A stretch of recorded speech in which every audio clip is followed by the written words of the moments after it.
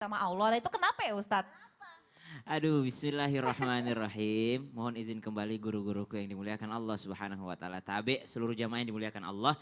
Ketika Nabi Ibrahim alaihissalam meninggalkan atas perintah Allah Subhanahu wa taala, meninggalkan yang namanya Siti Hajar, ibunda Ismail alaihissalam, dan Ismail kecil di Mekah, maka Nabi Ibrahim itu kan langsung tinggal di Palestina. Hingga akhirnya waktu berlalu, akhirnya suatu ketika Nabi Ibrahim alaihissalam pulang ke Mekah atau dalam rangka mengunjungi anaknya yaitu Nabi Ismail alaihissalam. Doa Nabi Ibrahim ketika meninggalkan mereka itu mengatakan begini, Rabbana inni askantu min dzurriyyati biwadin ghairi dzi zar'in 'inda baitikal muharram. ربنا ليقيموا الصلاة فاجعل أفئدة من الناس تهوي إليهم فارزقهم من الثمرات لعلهم يشكرون. Itu Nabi Ibrahim alaihissalam berdoa kepada Allah untuk anaknya. Akhirnya ya Allah jadikan anak-anakku hamba yang bersyukur, jadikan Mekah ini kota yang subur gitu sehingga mereka mampu bersyukur. Nabi Ibrahim datang kepada rumah Nabi Ismail dan pada riwayat disebutkan ketika itu Nabi Ismail alaihissalam sudah menikah. Akhirnya datang Nabi Ibrahim alaihissalam di Mekah. Niatnya untuk mengunjungi anaknya, ternyata Nabi Ismail ini punya hobi. Hobinya Nabi Ismail alaihissalam itu adalah berburu.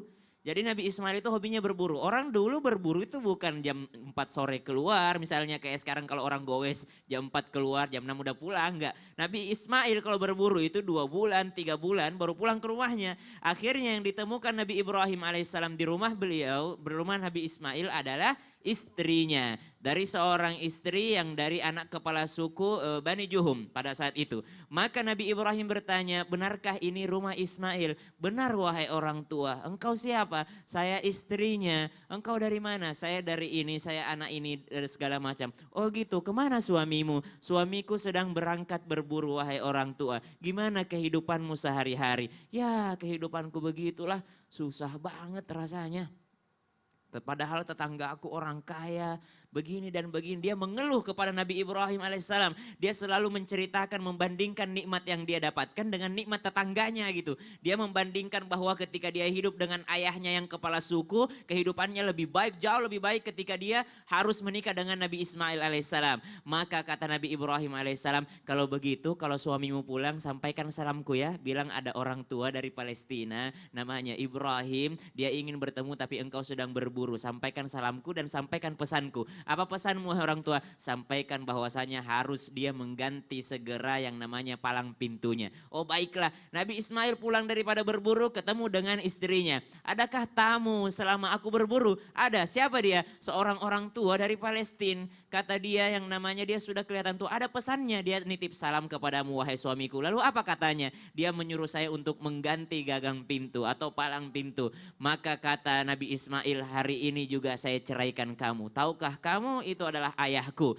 Dan yang namanya ayahku menginginkan aku untuk menceraikanmu. Saya tahu pasti ada yang engkau ceritakan pada ayahku. Sehingga ayahku menginginkanku untuk menceraikanmu. Akhirnya kali kedua Nabi Ibrahim datang bertemu dengan istri yang barunya Nabi Ismail alaihissalam dalam keadaan yang sama. Akan tetapi istri yang kedua ini mengatakan kami bersyukur atas apapun yang diberikan Allah Subhanahu wa taala. Maka Nabi Ibrahim mengatakan sampaikan kepada suamimu ketika dia datang nanti bahwasanya pertahankan ini yang namanya palang pintunya. Artinya pertahankan pernikahannya. Dalam kisah ini kita tidak boleh mencontoh begitu saja. Iya. Tidak berarti seorang mertua boleh yang namanya nyuruh anaknya cerai, nyuruh menantunya diganti apa segala macam. Harusnya kita ngukur diri. Apakah kita sudah sesoleh Ibrahim?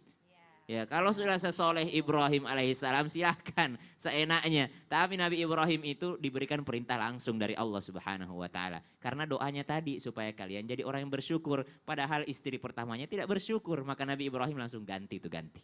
Jadi sekali lagi ini kita ambil ibrohnya juga ya Ustadz ya, ambil Ibrahnya, hikmahnya. Jadi betul. jangan sampai malah karena apa cerita Ibrahim ini, Nabi Ibrahim ini kita malah jadi seenaknya, oh ya udah cerai aja. Benar. Nah itu tuh yang kadang suka jadi salah kaprah juga ya orang nangkepnya. Ya